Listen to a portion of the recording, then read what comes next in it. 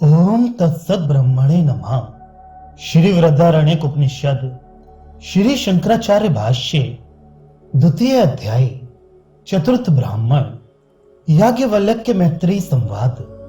आत्मा है इस प्रकार ही उपासना करी, वह आत्म तत्व ही इन सब में प्राप्तव्य है, क्योंकि वह पुत्र आदि से भी बढ़कर प्रिय है। इस प्रकार जिनका उपन्यास किया गया है, उस वाक्य के व्याख्यान विषयक संबंध और प्रयोजन का उसने आत्मा को ही जाना कि मैं ब्रह्म हूं, इसलिए वह सर्वरूप हो गया। इस वाक्य में वर्णन किया है। इस प्रकार यह बात दिखाई गई है कि प्रत्येक आत्मा ब्रह्म विद्या का विषय है। इसी प्रकार जो चातुर्वर्ण आदि विभाग के निमित्त भूत पांकत कर्म रूप साध्य साधन वाला और बीजांकुर के समान व्यक्त अव्यक्त रूप है, उस अविद्या के विषय भूत नाम रूप कर्म में संसार का ये अन्य है और मैं अन्य हूं, ऐसा जो जानता है वह नहीं जानता। यहां से आरंभ करके ये नाम रूप और कर्म त्रय रूप है, इस प्रकार उपसंहार किया है। इसके सिवा ब्रह्मलोक पर्यंत उत्कर्ष रूप शास्त्रीय भाव और स्थावर पर्यंत अशास्त्रीय अधोभाव का भी देव और असुर ये दो प्रजापत्य थे। इस वाक्य द्वारा पहले ही प्रदर्शन कराया गया है। इस अविद्या के विषय से विरक्त हुए पुरुष का किसी प्रकार प्रत्येगात्म विषयक ब्रह्म विद्या में अधिकार हो जाए, इसलिए उपनिषद के पहले अध्याय में ही अविद्या संबंधी समस्त विषय का उपसंहार कर दिया गया। आगे मैं तेरे प्रति ब्रह्म का उपदेश करूंगा तथा मैं तुझे ब्रह्म ज्ञान कराऊंगा। इस प्रकार ब्रह्म विद्या के विषय भूत प्रत्येक आत्मा का आरंभ कर क्रिया, कारक, फल, स्वभाव और सत्य इन शब्दों के वाच्य समस्त जीव धर्मों के प्रतिषेध द्वारा नित्य नित्य इस वाक्य से उस अशेष विशेष शून्य एक अद्वैत ब्रह्म का ज्ञान कराया गया है। अब इस ब्रह्म विद्या के अंग रूप से संन्यास का विधान करना है, क्योंकि स्त्री, पुत्र एवं धनादि रूप पांकत कर्म अविद्या का विषय है, वह आत्म प्राप्ति का साधन नहीं है। किसी अन्य फल की प्राप्ति के लिए अन्य साधन का प्रयोग करना प्रतिकूल ही होता है। भूख या प्यास की निवृत्ति के लिए दौड़ना या चलना साधन नहीं हो सकता। पुत्र आदि साधन तो मनुष्य लोक, पृथलोक अथवा देवलोक की प्राप्ति के ही साधन रूप से सुने गए हैं, आत्म प्राप्ति के साधन रूप से नहीं सुने गए। काम शब्द से विशेषित होने के कारण भी ये ब्रह्म विद्या के साधन नहीं है, इतना ही काम है। इस प्रकार कर्मों का काम्यत्व सुना जाने के कारण वेद कर्म ब्रह्मवेत्ता के लिए नहीं है, क्योंकि ब्रह्मवेत्ता आप्त काम होता है और आप्त काम को कोई कामना होनी संभव नहीं है। इसके सिवा जिन हमारे लिए ये आत्मलोक ही इष्ट है, इस श्रुति से भी यही सिद्ध होता है। कोई कोई तो ब्रह्मवेत्ता का भी ऐषणाओं से संबंध बतलाने लगते हैं। उन्होंने वृद्धारण्यक नहीं सुना। पुत्र आदि ऐषणाओं का संबंध तो अविद्वान से ही होता है। विद्या के विषय में उन्होंने श्रुति का किया हुआ ये विभाग नहीं सुना कि जिन हमको ये आत्मलोक ही इष्ट है, इसलिए हम प्रजा को लेकर क्या करेंगे इत्यादि। तथा उन्हें इस विरोध का भी पता नहीं है कि समस्त क्रिया, कारक और फल की निषेध रूपा विद्या होने के कारण अपने कार्य के सहित अविद्या नहीं रह सकती। तथा उन्होंने व्यास जी का वचन भी नहीं सुना। कर्म का स्वरूप अज्ञान में और विद्या का स्वरूप ज्ञान में है, उनमें एक दूसरे के विपरीत होना रूप विरोध है। जैसा कि वेद के जो ऐसे वचन हैं कि कर्म करो और कर्म का त्याग करो, सो पुरुष ज्ञान के द्वारा किस गति को प्राप्त होते हैं और कर्म से किसे प्राप्त करते हैं, इसे मैं सुनना चाहता हूं।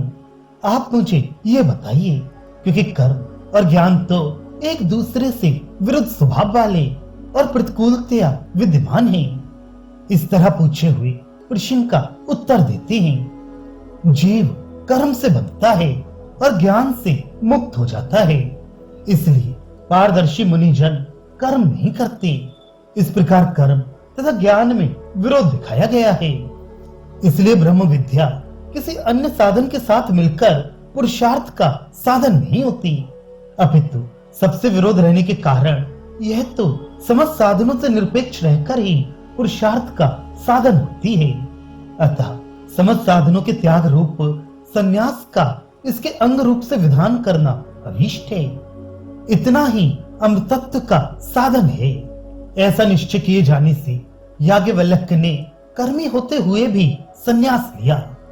ऐसा लिंग होने से तथा कर्म रूप साधन से रहित मैत्रेयी के प्रति अमृत के साधन रूप से ब्रह्म विद्या का उपदेश किए जाने एवं धन की निंदा किए जाने से भी यही सिद्ध होता है। यदि कर्म अमृतत्व का साधन होता तो पांकत कर्म तो धन से ही निष्पन्न होने वाला है। अतः धन की निंदा का वचन इष्ट नहीं होता। कर्म के साधन भूत धन की निंदा तो तभी उचित होगी जबकि कर्म का त्याग कराना अभीष्ट होगा।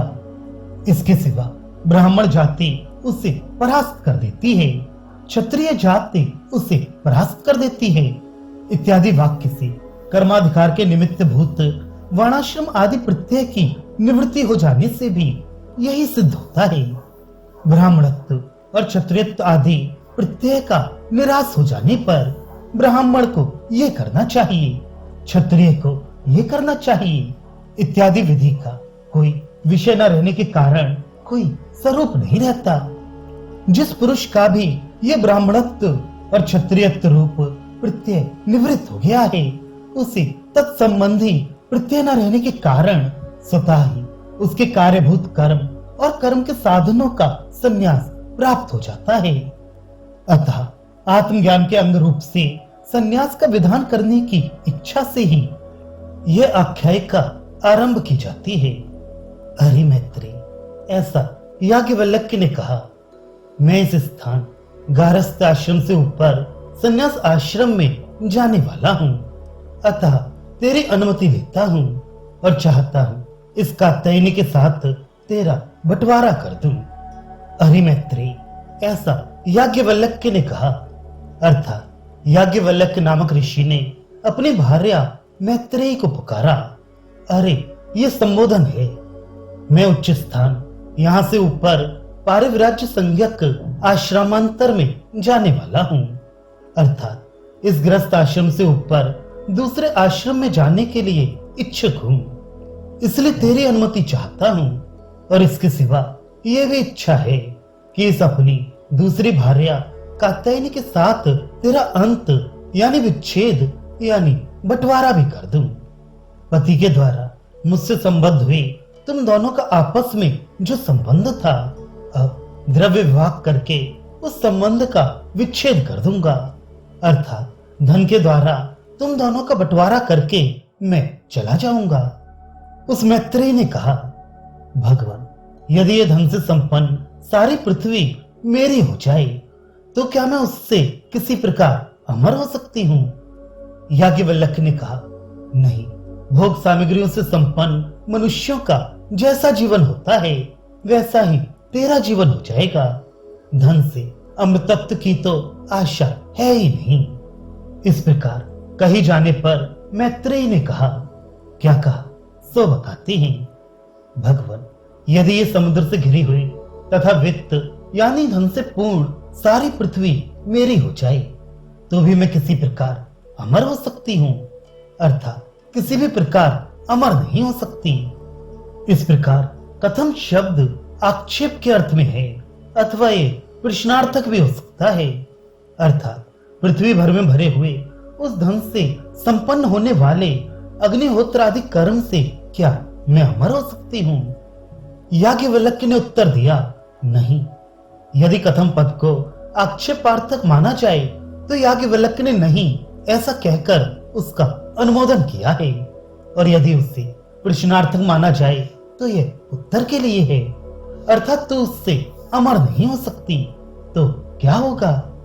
लोक में जैसा उपकरणवानों का यानी नाना सामग्रियों से संपन्न लोगों का जीवन सुख के साधनभूत भोगों से संपन्न होता है, वैसा ही तेरा जीवन भी हो जाएगा। धन से अर्थात धन साध्य कर्म से अमृत तत्व की तो मन से भी आशा नहीं है।